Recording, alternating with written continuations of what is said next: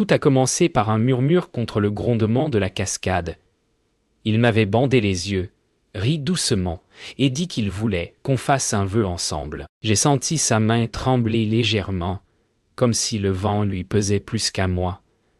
Puis, le silence. Un silence trop lourd pour être innocent. Quand j'ai ouvert les yeux, il se tenait derrière moi, un pas de trop près du vide. Et dans son regard, quelque chose s'était éteint. Ce n'était plus l'homme que j'aimais, c'était un étranger prêt à me pousser dans le gouffre. Mon cœur battait contre ma gorge. Était-ce une farce cruelle ou un adieu prémédité? Comment peut-on aimer quelqu'un qui, en un souffle, devient le danger?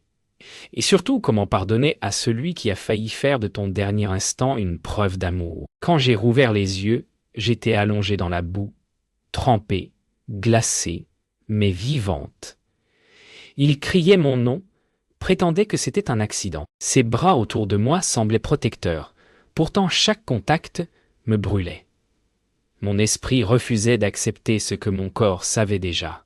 Il avait voulu que je tombe. La peur s'infiltrait entre mes os comme la pluie, et le mot « accident » résonnait comme une insulte. Était-ce la fin d'un amour ou le début d'un cauchemar déguisé? Plus tard, à l'hôpital, il ne cessait de dire qu'il avait paniqué, qu'il voulait juste m'effrayer pour me faire rire. Mais dans ses yeux, la peur n'était pas celle d'un homme coupable. C'était celle d'un homme découvert. Chaque mot qu'il prononçait me ramenait au bord de la cascade, à cette seconde suspendue où j'avais senti la mort respirer derrière moi. La nuit, je l'ai vu dormir, paisible, comme si rien n'avait eu lieu.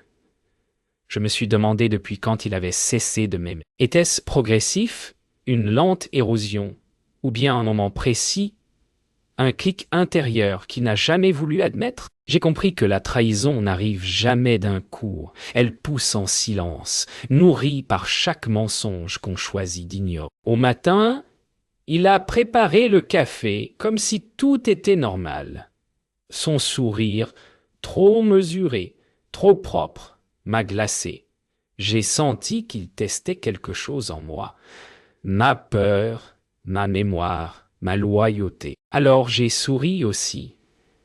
Et dans ce sourire, j'ai caché la décision la plus froide de ma vie. Chaque jour, je revivais cette seconde au bord du gouffre, le poids de sa main, le vertige de la trahison. Il répétait ses excuses comme des incantations, mais mes nuits étaient hantées par la question. Pouvait-on vraiment pardonner un homme qui avait joué avec ma vie? Je l'observais, chaque geste, chaque souffle, cherchant une faille dans ses mots, un indice de sincérité. Et plus je cherchais, plus la colère se mêlait à l'amour perdu, formant un poison que je ne savais plus où verser. J'ai essayé de parler, de comprendre, mais ces mots glissaient sur moi, comme l'eau sur la pierre humide. Chaque « je suis désolé » devenait une lame invisible, chaque regard fuyant, me rappelant que le danger n'était jamais loin. Comment reconstruire la confiance quand chaque geste me ramène à la gorge serrée, au vertige de ce jour où j'ai failli mourir? Le soir, je marchais seul dans les rues désertes, la pluie frappant mes épaules, chaque goutte semblant poser la question que je refusais de prononcer. Et si je n'arrivais jamais à lui pardonner, était-ce moi qui avais changé, ou lui qui avait révélé une vérité trop dangereuse pour qu'on continue de s'aimer? Quand il posait sa main sur la mienne, j'avais l'impression de tenir un feu qui pouvait me brûler ou me sauver. La ligne entre le pardon et l'abandon devenait floue, chaque battement de mon cœur mesurant la distance entre confiance et peur. Et je comprenais avec une terreur glaciale que certaines blessures ne se referment jamais complètement. Il me souriait, comme si tout pouvait redevenir normal. Et je lui répondais avec un calme que je ne ressentais pas. Derrière ce sourire parfait se cachait ma décision. Je ne pouvais pas oublier, mais je pouvais apprendre à survivre à ce qu'il avait failli détruire. Le pardon, me suis-je dit, n'est pas pour lui, mais pour moi. Un soir, j'ai trouvé son téléphone ouvert sur des messages que je n'aurais jamais dû voir. Mon cœur s'est arrêté. Chaque mot révélait des confidences qu'il n'avait jamais partagées avec moi. Des promesses qu'il avait faites à d'autres, des rires volés à mes épaules. Était-ce ça La vérité derrière son regard inquiet? Était-il l'homme que j'avais cru connaître, ou un imposteur masqué par la routine? La trahison avait une nouvelle forme, plus subtile, plus insidieuse, et elle me rongeait de l'intérieur. J'ai confronté le vide dans ses yeux, et il a essayé de sourire, de minimiser, de dire que ce n'était rien. Mais les mensonges ont une texture qu'on ne peut ignorer, une densité qui pèse sur la poitrine et étouffe le cœur. Je me suis demandé combien de fois avais-je fermé les yeux sur ce que je ne voulais pas voir? Combien de trahisons se cachent derrière le quotidien, invisible, mais dévastatrice. Cette nuit-là, je n'ai pas dormi.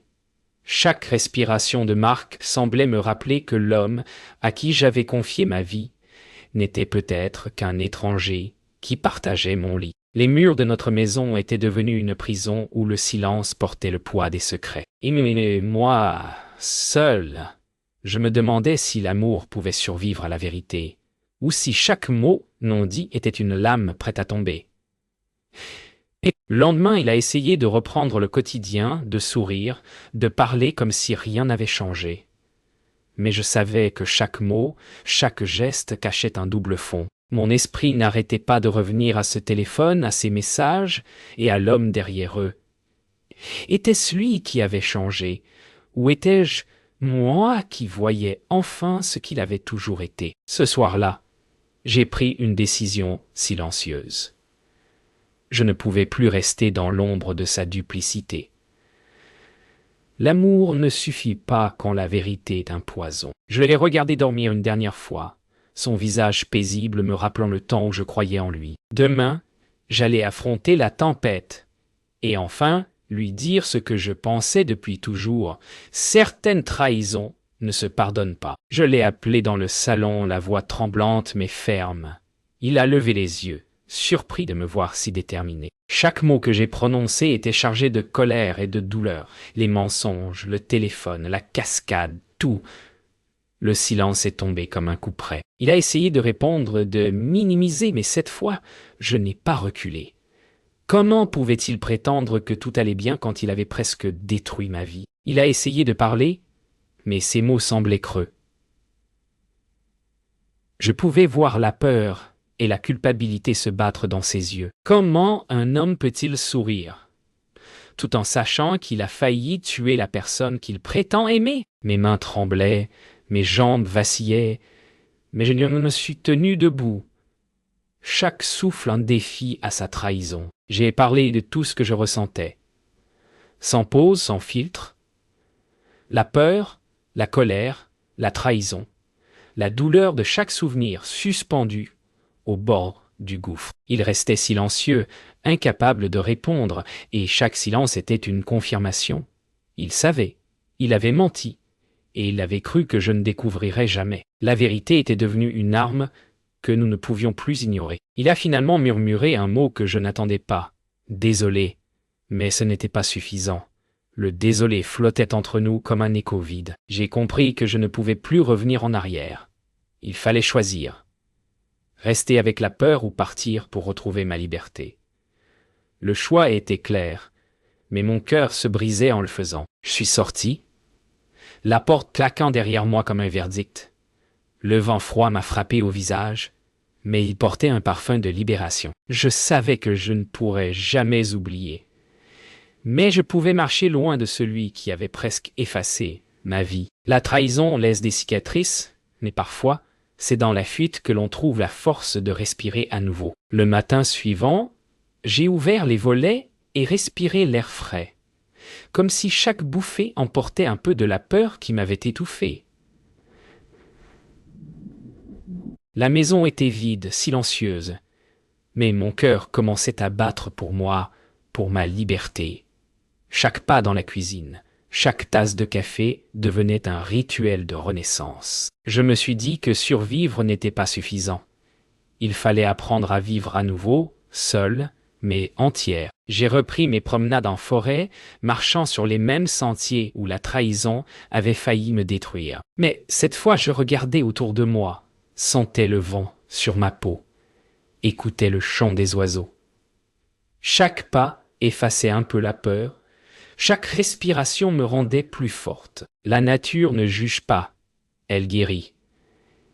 Et moi, je commençais à me reconstruire. J'ai contacté mes amis, retrouvé des visages qui m'avaient manqué. Rire à nouveau, parler de banalité, sentir que je comptais pour quelqu'un, c'était un luxe après la peur et le mensonge. Et pourtant, chaque sourire cachait une cicatrice invisible, un souvenir que je ne pouvais effacer. Mais la vie continue, même avec des blessures. Et j'ai choisi de marcher avec elle, pas de les laisser me définir. Le soir, je me suis assise près de la fenêtre avec un carnet. J'ai commencé à écrire tout ce que je n'avais jamais osé dire, à voix haute. Colère, peur, espoir, liberté retrouvée. Chaque mot posait un peu de poids, chaque phrase me rapprochait d'une version de moi plus forte, plus consciente. La trahison avait marqué ma vie, mais elle ne me contrôlerait plus. Je me suis enfin levé, regardé dans le miroir, et vu une femme qui avait survécu. La peur avait laissé place à la force, la douleur à la prudence, et le doute à la clarté. Je savais que le chemin serait long, que certaines nuits seraient encore hantées par le passé. Mais j'avais retrouvé ma voix, mon corps, mon cœur, et c'était suffisant pour continuer, un pas à la fois. Un matin, un courrier inattendu est arrivé, portant des secrets que je n'avais jamais soupçonnés, des lettres, des photos, des mots griffonnés d'une main inconnue. Tout ce que je croyais savoir de Marc s'effondrait encore une fois. Était-ce possible que j'ai été trompé depuis le début, non seulement par ses gestes, mais par son passé entier? Mon cœur vacillait entre la colère et la curiosité. Les lettres révélaient une autre vie, des choix qu'il avait cachés, des promesses brisées et des regrets que je n'avais jamais imaginés. Chaque mot était un coup. Chaque phrase un puzzle que je devais assembler pour comprendre l'homme qu'il avait été. Et celui qu'il était devenu? Était-ce trahison ou survie? Et moi, aurais-je jamais pu le connaître réellement? Je me suis rendu dans le café où il avait l'habitude de passer ses après-midi. Chaque détail me semblait révélateur. La table où il s'asseyait, les notes laissées sur le comptoir, les regards échangés avec des inconnus. Tout me parlait d'un monde qu'il avait vécu sans moi, et qui avait façonné l'homme qui m'avait presque tué. La vérité avait un goût amer, mais aussi fascinant. Plus tard, j'ai reçu un appel d'une voix étrangère, révélant encore plus de secrets sur son passé. Chaque mot était une fissure supplémentaire dans le mur que j'avais construit autour de mon cœur. Je réalisais que la trahison n'était pas toujours visible, et que certaines vérités surgissent quand on s'y attend le moins, testant à nouveau notre capacité à rester debout. Cette nuit-là, je suis resté éveillé, observant la lune traverser les rideaux. Les révélations m'avaient ébranlé, mais elles ne m'avaient pas brisé. J'ai compris que la vie est une série de vérités imparfaites et que notre force réside dans la manière dont nous choisissons de les affronter. Demain serait un nouveau départ avec ou sans lui, mais cette fois, je serai prête. Le matin du dernier jour, il est apparu à ma porte, silencieux, le visage marqué par la fatigue et le regret. Il voulait une dernière chance, un dernier mot, un dernier regard. Mais mon cœur hésitait. Était-ce pour lui que je tremblais encore ou pour moi, pour ce que j'avais appris sur moi-même?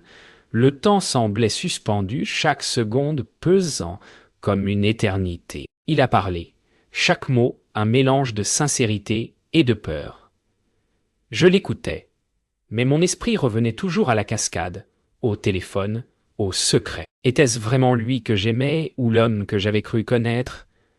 Le pardon était-il possible? Ou était-ce un piège pour mon propre cœur? Chaque réponse semblait se dissoudre avant même que je puisse la saisir. J'ai fermé les yeux, inspiré profondément, et senti toute la douleur, la peur, la colère et la résilience se mélanger en un seul choix. Cet homme avait presque détruit ma vie, mais je n'étais plus la même. Je pouvais pardonner, mais pas oublier. Je pouvais rester, mais uniquement si je retrouvais ma voix et ma force. C'était mon dernier choix, et il devait être mien, pas le sien. J'ai ouvert les yeux et parlé avec calme mais fermeté. Je lui ai dit la vérité sur ma peur, ma colère et ma volonté de continuer ma vie avec ou sans lui. Ses épaules se sont affaissées. Un mélange de soulagement et de tristesse dans ses yeux. C'était le moment où tout pouvait basculer. Soit nous serions reconstruits ensemble, soit je partirais définitivement. Finalement, je suis sorti, laissant la porte ouverte derrière moi. Le vent a caressé mon visage, chargé de la liberté que j'avais conquise. Derrière moi, il restait les regrets et les secrets, mais devant moi, la vie entière, prête à être reconstruite à ma manière. J'avais choisi survivre, vivre et ne jamais laisser quelqu'un contrôler mon cœur à nouveau. La trahison avait tenté de me briser, mais j'étais invincible dans ma décision.